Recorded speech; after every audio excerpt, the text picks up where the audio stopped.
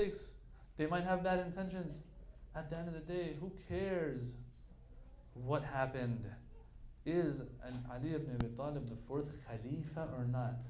Fourth Khalifa equals bay'ah. You got to give him bay'ah. What do you mean? We're not going to give you bay'ah, Muawiyah. What do you mean by that? I'm saying all of this so that we understand what we're getting ourselves into here. It reaches a point where, you know what they'll say?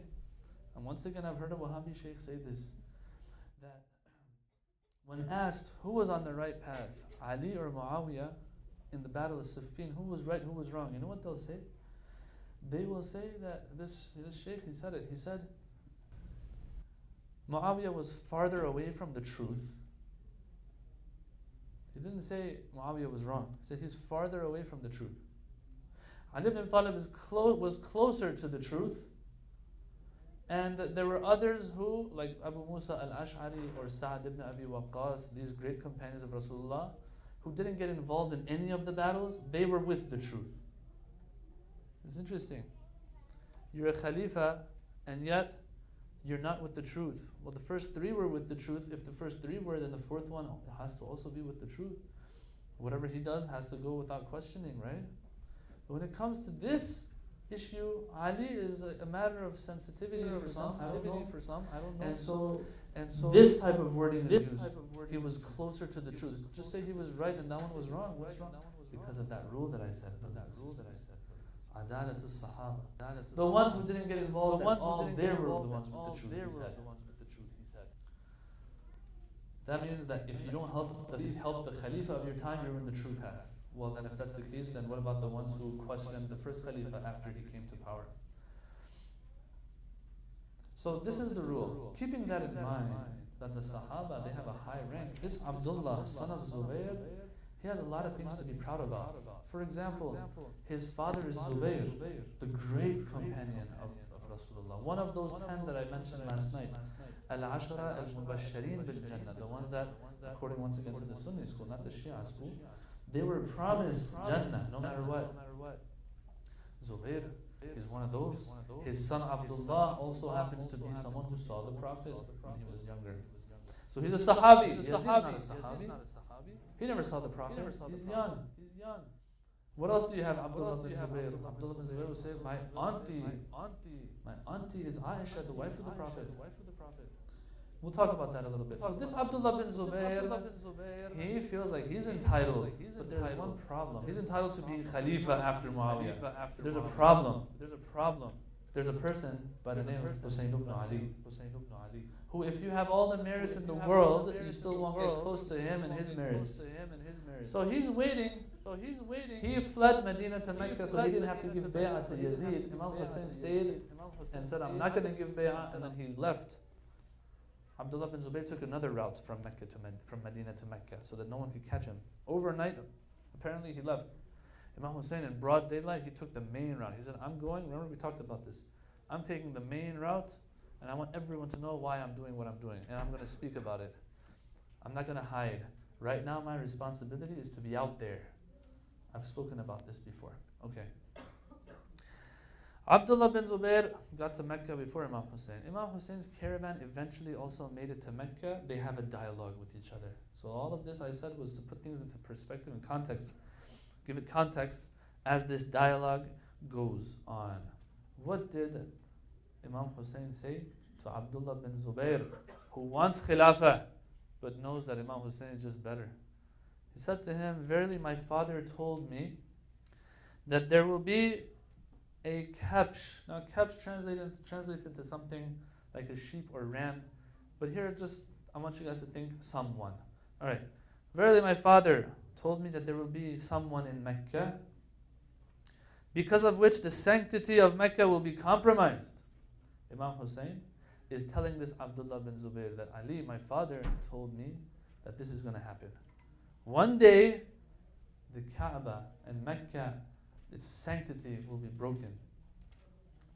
And I do not want to be that person, Imam Hussein said. So here, Abdullah bin Zubayr is telling Imam Hussein, why don't you stay in Mecca?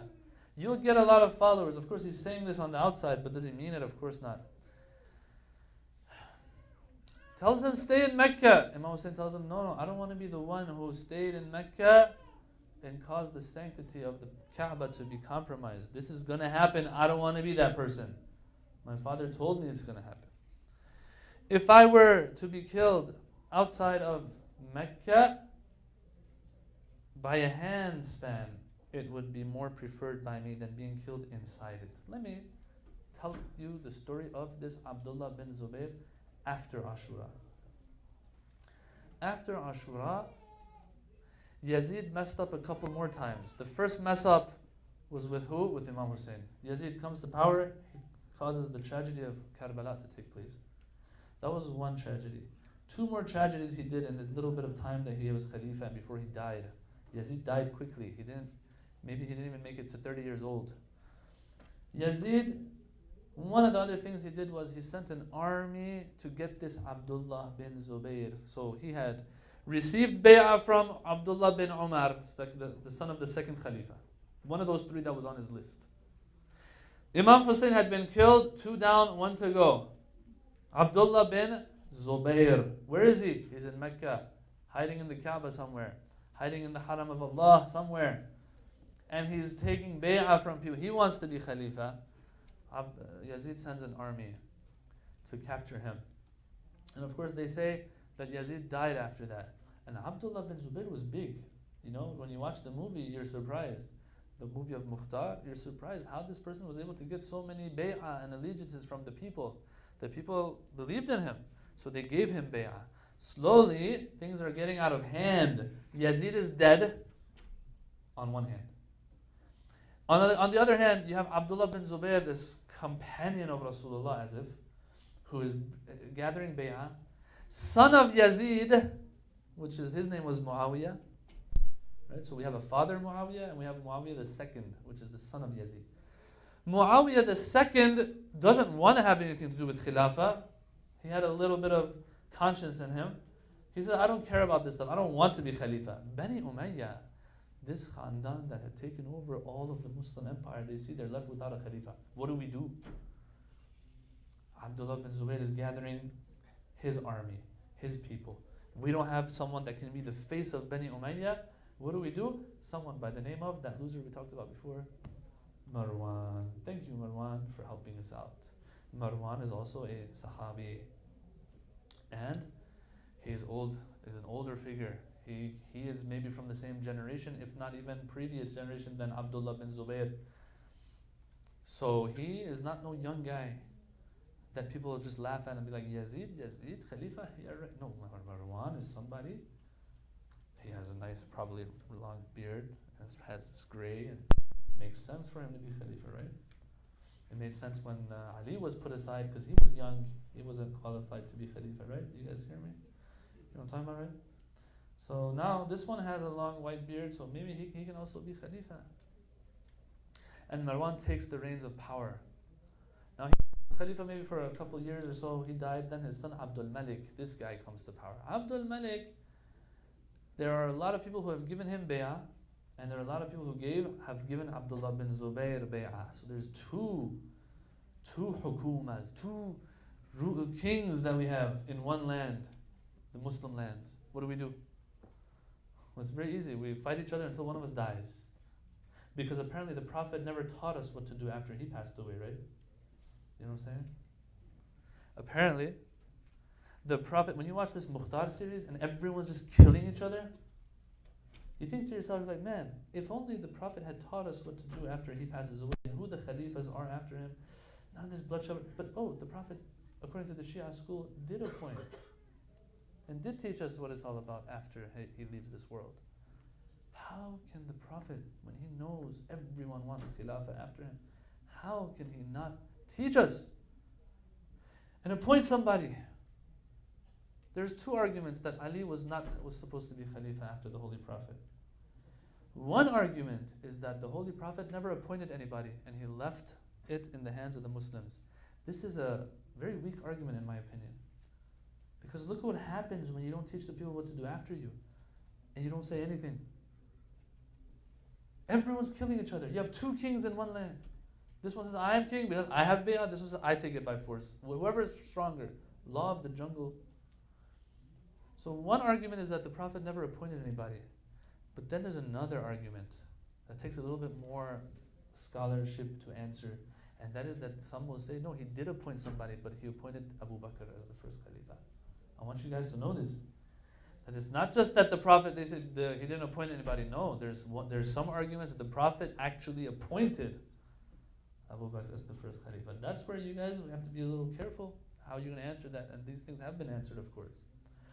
Point being, when you look at all of the havoc and chaos and anarchy that's taking place less than 100 years after the Prophet, you're like, man, if only the Prophet had taught the people what to do. But, whoa, wait a minute, he did.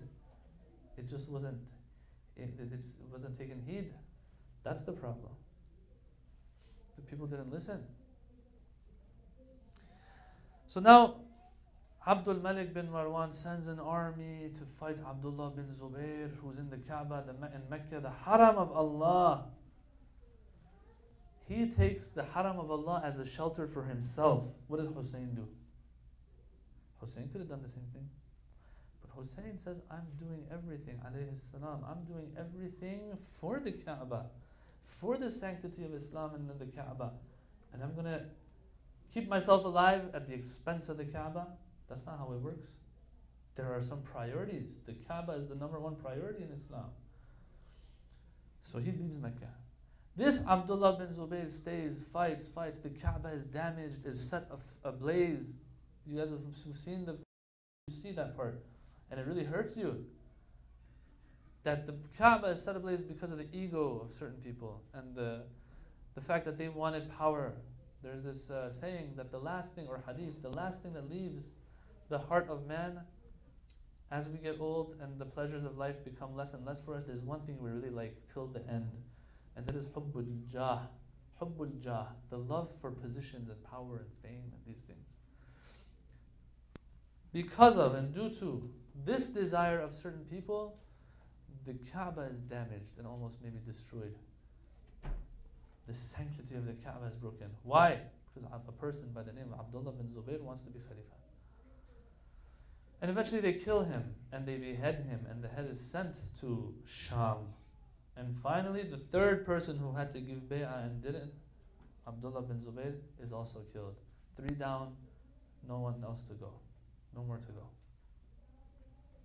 Keeping that in mind and this history, now let's continue reading the sermon of Abu Abdullah. He says, if I were to be killed, he's telling Abdullah bin Zubayr this. He says, if I were to be killed outside of Mecca by a handspan, it would be more preferred by me than being killed inside the Haram of Mecca. And for me to be killed 2 handspans away from it is preferred to me, or by me, than to be killed 1 handspan away from it. In other words, the farther I am from Mecca, the better. How does this read with the way we look at things today, brothers and sisters? Karbala, where is Karbala? Karbala is a desert somewhere. Imam Hussein, where are you going? There's nothing going on there. Everything is going on here in Mecca. No. Wherever Allah's satisfaction is, that's where it's all about. Look at Karbala today. Millions go. How many millions do we have going for Arba'in? Like 20 million, they say? 25 million? How many we got for Hajj and Umrah and all that kind of stuff? Like a puny 2-3 million. Now, of course, this is not to undermine the importance of Hajj. Hajj is so important that if a time comes that people can't afford to go, and the numbers aren't enough, it is wajib on the hukuma, the Islamic government, to fund some people to go just perform Hajj, to keep it alive, keep it powerful. Yeah? But the point I'm trying to make right now is a little bit to the Saudis out there. That, you think you're all that? Satisfaction of Allah. Imam Hussein was after the satisfaction of Allah. He found it in Karbala. Karbala today has 10 times more than what you get in your peak season. That's the importance of satisfaction of Allah. Which brings me to what we do today. How much does the satisfaction of Allah matter to us? Now, I'm going to give you a couple examples maybe that I saw growing up in our center back in Maryland when we were growing up. You would see it. Like, I'm a kid, but I can still see this. That they're fighting over the mic, for example. I'm going to recite. Wait a minute. Who said that the person who recites necessarily is going to make it to Jannah and the rest are not? Let's just say there is more sawab in taking the mic and reciting, but there are other things of Islam, like don't hurt each other's feelings, don't break somebody's heart, Don't be disrespectful. Sometimes you hear stories over this mic that I'm so easily speaking behind. No one wants it right now. Yeah? Such harams sometimes take place. Satisfaction of Allah might not be in the mic right now. Let it go. There are priorities in Islam. The heart of a mu'min, the reputation of a mu'min. If I, to get to the mic, have to go through the reputation of somebody, I'm not going to go. I shouldn't. Examples like these all over the place, brothers and sisters, all over the place. But sometimes we get too carried away. We think that the only way to get that major sawab is if I actually had taken the mic. If I was the one who organized the majlis. If I was, once again, I say all of this. Now I don't want anyone to think that, oh, okay, from now on I have to stay away from the mic. No, like I would be willing to do it. But if I have to trample over certain people's haqq, then no. Because the satisfaction of Allah is not going to be there anymore. Abu Abdullah Hussein is in Mecca. Everyone will be like, hey, it's everyone's dream to die in Mecca. Like, what more could you ask for? With the ihram of Hajj, a few years ago, in the stampede that happened in the Hajj, we had hundreds of people who died. Well, it's a tragedy. And the ones who fell short of taking care of the Hujjaj have to answer on the Day of Judgment. But at the same time, good for them. What a good way to pass away. Although it wasn't easy. I was there myself. We passed before the stampede happened, like 10 minutes after we passed that point, 15, 20 minutes after we passed that point, we heard about what had happened. But I was in that and I felt what these people went through. I was being crushed. I'm pretty tall. I couldn't breathe. I would look at these hijabi Indonesians or other people that were there, and they were like in groups, and I'm like feeling sorry for them, like what's going to happen to them? But everyone was just trying to go forward because of that tight area that we had. Just want to make through.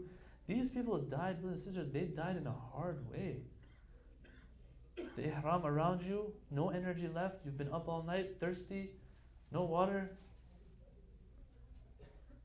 But at the end of the day, now they're in a much better place. So someone will say, Imam Hussein, what more could you ask for? You know, these rich people out there, some of them, they like put in their will, bury me in this haram, that haram, because that real estate is some of the most expensive real estate in the world. The plots, the little pieces of land in the harams. To get buried in the haram is almost impossible these days, if not impossible. Some people think that there's a shortcut. The person has lived a life, God knows how, has accumulated some wealth, God knows how. Now they think that the way to get to Allah is to make sure, even if it's going to cost them like half of the inheritance they're leaving behind, to make sure that they are able to reserve and buy a plot of land in the haram so they get buried there, so they're inshallah good to go. That's not how Islam works. Oh man, I love it. Imam Hussein taught us that, hey, this is all Allah's world, and wherever Allah's satisfaction is, that's where the barakah of Allah will come to. Make sure that the satisfaction of Allah is whatever you do and wherever you go. My mom and dad are upset with me going to majlis tonight, for example. Whatever the reason is. Inshallah they're not, and that's not how our parents are. But for whatever reason, let's say. My mom says, tonight I don't want you to go. Please stay home and help me out. And tonight I know it's going to be a great majlis with a great reciter. The satisfaction of Allah right now lies in the home. Husband and wife, same thing. Until the Bahjat. There's a story I heard once about him. Back in the day, way back in the day, he would have a Jamaat Salat in the outskirts of Qum for Maghrib Salat and Isha. And people sometimes, few number would go. Once they say he turned around and looked at one of these guys, he said, I don't want you coming to Jamaat anymore. Your wife is scared at home. You leave her in the night and you come here for Jamaat. There are priorities. Allah's satisfaction for you lies in the home. You stay home. Although you don't feel like there's something going on. You might not feel that energy that others might feel. You might not get that spiritual high that others might have and experience. That's not what it's about. We need to redefine spirituality. Spirituality for us means that when I pray, I feel something special. Inshallah, you do. But real spirituality is how close you are to Allah. And the ones who are close to Allah are the ones who are more obedient to Him and look for His satisfaction only. Abu Abdullah taught us. He says, I don't want to be that person. who dies in Mecca and my blood is spilled in Mecca because I was greedy enough and selfish enough to just stay here and not go out because I'm more important. Who said the Kaaba is important? We're doing all of this for Kaaba. Abdullah bin Zubayr though apparently didn't look at it this way. By Allah, if I was in the nest of some creature, they would eventually get their hands on me to do what they need to do to me. By Allah, they will transgress when it comes to me, the same way the Yahud transgressed on the Sabbath. The Sabbath was a sacred day. God tests in mysterious ways, brothers and sisters. You think to yourself sometimes, what about Sabbath? So what? It's a day like every other day. And that's what the Yahud said to themselves. And that's what us today as Shia sometimes say to ourselves, what's one night? What problem is that? One night, let's go, it's haram music, it's okay, one night's not 1,000 nights. What difference? And then we start coming up with excuses for what we're doing. Okay, if you're going to do something wrong, do it. Fine. Just say, oh Allah, I'm sorry, I'm just not strong enough. Allah will like that more. Then you say, oh, it's just one night, it's okay. No. When you say it's okay and God is saying it's not okay, then this whole scenario is not okay. You hear this all the time. Another example that I can give, for example, like I have this case myself. My mom's friend, when I was a baby, she took care of us and she changed our diaper, things like that. You grow up, now I'm a huge guy now, right? I'm not the same little man I was before. I mean, I was a baby, but I was still a little man, right? I grew up, and now I'm mahram to you still, because I raised you. Like, no. The mahramiyat, there's like different ways you're mahram. You're none of those, unfortunately, right? So she can either say that, no, I love you so much that, I'm gonna, I'm weak, I just can't. When it comes to this, I'm not even gonna call you Shaykh, I mean, you're like my son. She can say it like that, or she can say, no, I raised you, so this rule doesn't matter here. No, don't do ijtihad when Allah has done ijtihad. And lots of cases like that, brothers and sisters, lots of little bitsy things. And then when we say that we haven't reached anywhere spiritually, we're like, what happened? Well, all these little things. Some people, they go on diets, and throughout the day, they're careful, like, okay, my breakfast, my lunch, my dinner, they're careful, like, to eat healthy stuff. But throughout the day, like, a little bit of this, a little bit of that, a little bit extra nuts, for example, is healthy stuff still, but then it's got carbs. Yeah? I had salad, but there was, like, lots of, avocados in it. That's a lot of calories. This person, after 3 months, because they had a diet, but their diet was messy. After 3 months, they look in the mirror and they see the same thing they saw 3 months ago. It hasn't had the effect. Why? Because you had the intention, but you just didn't execute properly. All those little things added up, and eventually you didn't get to the destination you wanted to get to. That's just how spirituality is. For 30, 40 years, I'm like, what happened to all my stuff? All the good stuff I did, where'd it go? On that day of judgment, some people, turns out that, you backbited a little bit over here, so Allah had to kind of use some of the sawabs. You had to cover that up, and then you did a little bit of this, a little bit of that, and then you had to use it more, then cover this up, cover that. I don't have any more sawab from you to cover things up anymore. It's a really, you don't want to go on the other side and then see that, oh my God, what happened to all the good things I had done? So this Sabbath that seems like it wasn't something important and the Yahud didn't take it very seriously, it was one of those things that Allah said, this is a sacred day and this is how I want you to sanctify it. You don't do this, you don't do this, you don't do this, you don't do this on that day. That was for the Yahud, it's not for us. And they broke the law of God. God destroyed them.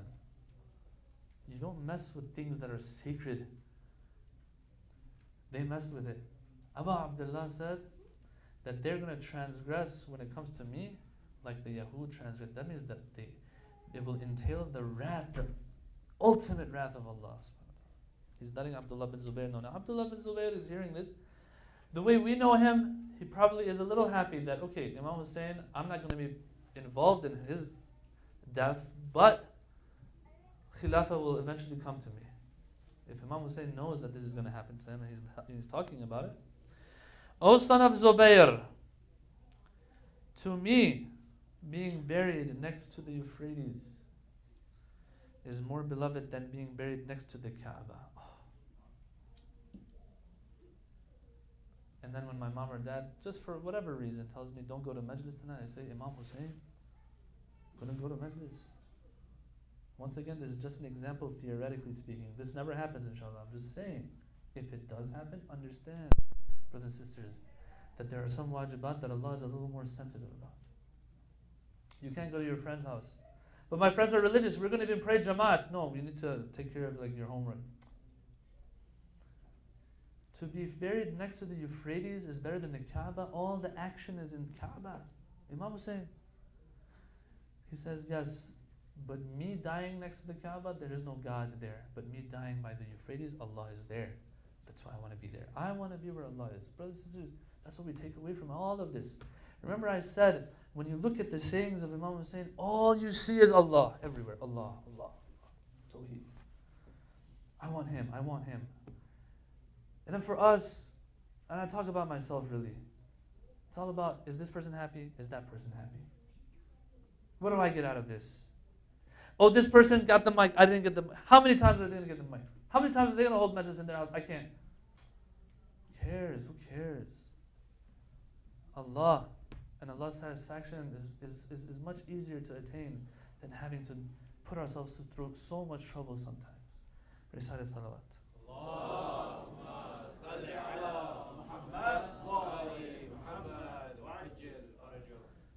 Now let's talk about this Abdullah bin Zubayr a little bit. For those of you who like history, Abdullah bin Zubayr, he's not just interested in Khilafah. You see, it's very hard to see Imam Hussein and not fall in love with him. It's very hard for Imam Hussein to let you know that he's going down a path that will end with death and just let him go. Unless you've done a lot of wrong things in your life and there's just this darkness in your heart. Let's do a little background check here. Abdullah bin Zubayr, as I said, his auntie was the wife of the Holy Prophet, Aisha. Now, what goes on is, in the Battle of Jamal, I want to show us that how sometimes bad deeds will put us in the worst of situations that we don't even help Imam Hussein. The Quran says, ثُمَّ كَانَ عَاقِبَةَ الَّذِينَ أَسَاءُوا السُّوءَ أَنْ كَذَّبُوا بِآيَاتِ اللَّهِ. The fate of those who did bad actions, sometimes you do bad actions, you're like, inshallah, I'll pass the big tests when they come. It says the fate of those who did bad deeds is that eventually they denied Allah's signs. Right? One night is not 1,000 nights. You keep doing that, keep that up. Who knows where you're going to end up? Anyway, Abdullah bin Zubayr, his auntie is Aisha, wife of the Holy Prophet. In the Battle of Jamal, Aisha, when Uthman died, she was next to the Kaaba. She was doing Umrah, they say, and she had stayed in the Hijr of Ismail and she was doing Ibadat there. When the news came of Uthman's death, she said, who became Khalifa after? They said, Ali. And she got upset. She didn't go back to Medina. Although the Quran says you should stay in your homes. She went out towards Basra. How come Ali is Khalifa when there's Talha, Zubayr, even maybe Muawiyah? How? Ali? As she's going towards Basra and she has put together like an army or whatever, she's going towards Basra, she hears some dogs barking. This is important. Dogs bark all the time, but yeah, she remembers something. That the Holy Prophet, and when I tell you these things, brothers and sisters, from the history books, okay? Which I would say 85% of them are from Sunni sources. The Shia, lots of our history, we use the sources that the Sunni school has. We just refine it a little bit when things don't add up sometimes. History is a hard subject. It's like detective work. It's very hard. That's why I don't advise people to go to the main sources because it's just raw material. It has to be refined. Anyway, it says that she hears dogs barking. She remembers what the Prophet had told her, that when you're on that journey, if you hear the dogs of Hawab barking, the land of Hawab, you better turn back because you are on the wrong side. What happened? She asked, what is the name of this land? Oh, Lady Aisha, it's Hawab. She said, let's go back to Medina. So I want you guys to understand how important this is. Battle of Jamal is the first civil war amongst the Muslims. Battle of Jamal is the battle that lets you know that, hey, you can fight against the Khalifa of your time. Not Imam, Khalifa. Battle of Jamal taught the Muslim world that if you have Sahabi on this side, Sahabi on this side, you can battle. You have an excuse to fight each other. If Battle of Jamal hadn't taken place between the greatest from both sides, Aisha, Talha, Zubair on one side, Ali, Ammar, and others on the other side, if this hadn't happened, you think Muawiyah would have dared fight Imam Ali and Siffin? You think Muawiyah, being like third tier Sahabi versus Ali, first tier Sahabi, he could justify starting a battle? Someone had to set that precedent. The ones who did it in Jamal, they set the precedent. And what came out of Siffin? Khawarij came out of Siffin. What do you get from Khawarij? You get the Battle of Nahrawan. What do you get out of the Battle of Nahrawan? Lots of Khawarij dying and getting that burning anger towards Ali ibn Abi Talib. What do you get out of that? Shahada of Ali ibn Abi Talib. And what do you get out of that? Once Imam Ali is shaheed, Muawiyah takes over. Al-Hasan alayhi salam is not able to stand up with that weak army of his, weak in morale against Muawiyah. He can't. 20 years Muawiyah rules. You see how one mistake sometimes will destroy everything you've done in life. So now, let's go back. She says, it's the land of Hawab, and I'm hearing dogs barking. The Prophet told me, when you hear the barking dogs of Hawab, you go back. You're on the wrong side. Before I go on, let me add one more thing. Brothers and sisters, did we really need this hadith by the Prophet? Really? To figure out what the truth is and what falsehood is? This is the problem we have. Sometimes people come up to you, they say something, you're like, where in the world did you get that from? Turns out there's this one hadith in some book somewhere that someone came up with. Brothers and sisters, we have to learn how these hadiths were compiled. Sometimes these hadiths were added by others. The Imams themselves have taught us this. People go and fish out some weird thing and they make it part of their main beliefs, while the main beliefs are clear. And we have hundreds of hadith for them. I'll give you one example. Getting all of this off my chest. I can do this in Zainabia. I can't do this anywhere else. Because it's not going to go online, inshallah. Should I take this mic off? You can't do anything about that. Recite a salawat, please.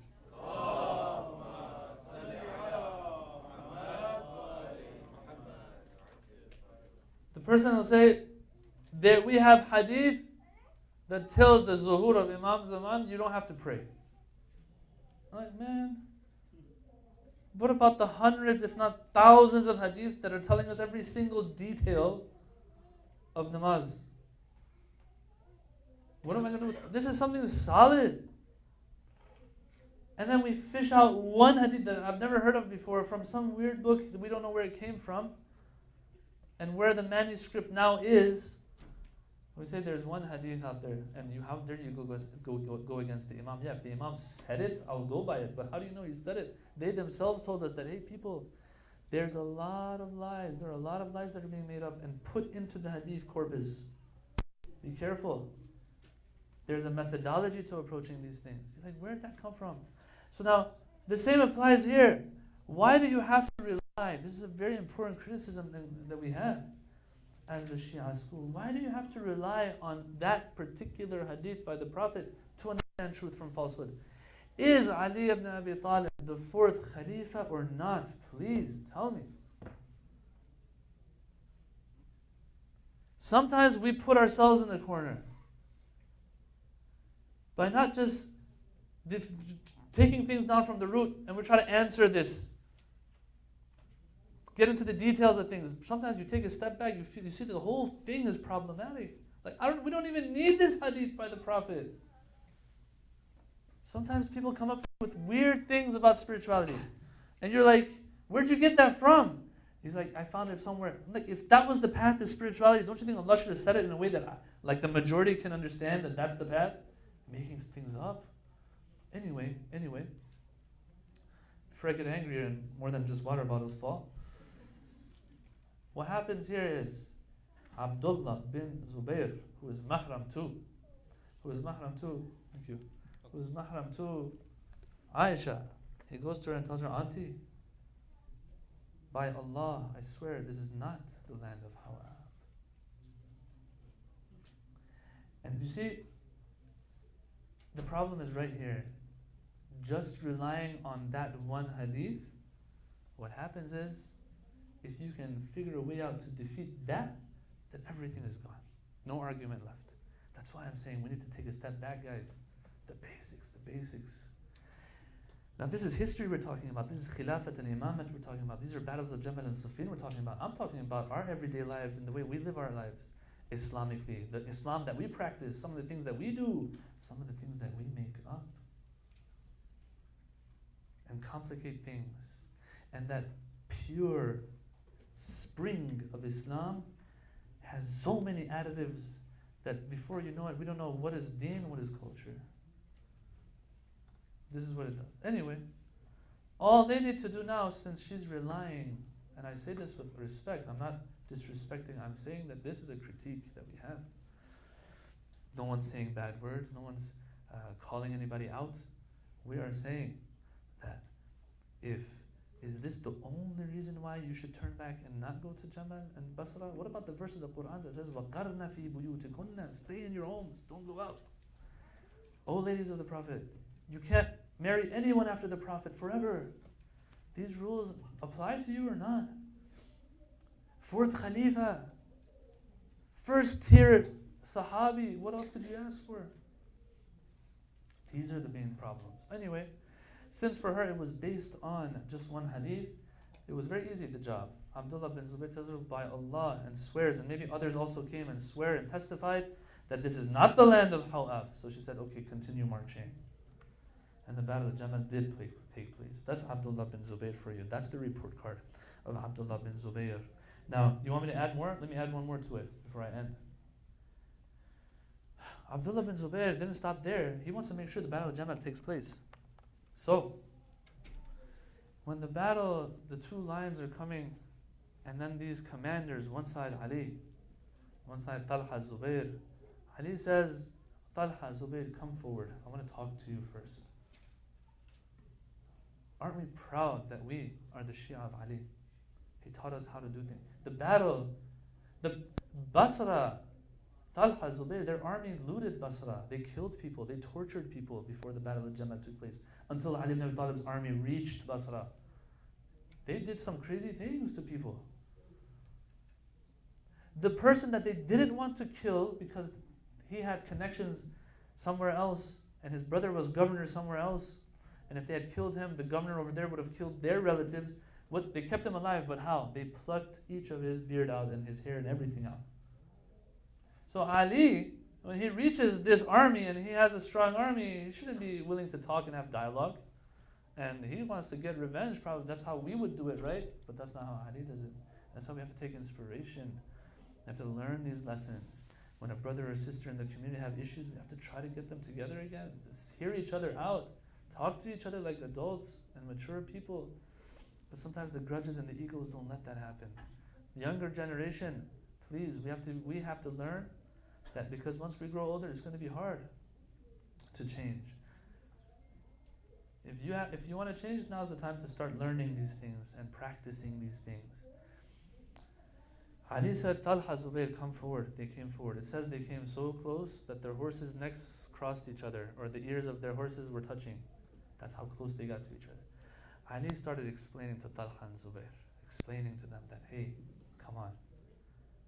The Holy Prophet said this, the Holy Prophet said that. Remember when we were sitting in that gathering and the Prophet said this and he said, Zubayr, this, that. This is like 30, 40 years after, right? So they'll forget.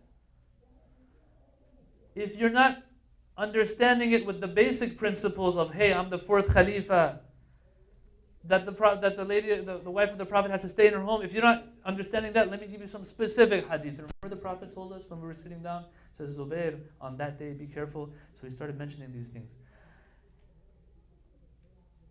Ali tells them that. Zubair says, you're right. She sheathes the sword. He says, I'm not fighting. Who's the one to provoke him? His son Abdullah. He got in the way there of Aisha turning back. He got in the way here of Zubair. He said, Father, come on, you're scared now? Now when the going is getting tougher and rougher? You're getting scared? Okay, you're getting scared. No, I'm not scared. No, you're scared? He said, I'm not scared. He draws his sword. He goes to the heart of Ali ibn Abi Talib's army. And waving his sword like, who wants to fight? Ali, he tells his army, he says, don't let him go. He's just wants to make a point. Let him go. No one fight him. When Zubayr was this close, he was this close to salvation, he goes into the heart of the army of Ali. Who caused all that? Who stopped? It was Abdullah bin Zubayr. That's why we have hadith, and I'll end with this hadith by Ali ibn Abi Talib. He said, مَا زَالَ الزُّبَيْرْ مِنَّا أَهْلَ الْبَيْتِ.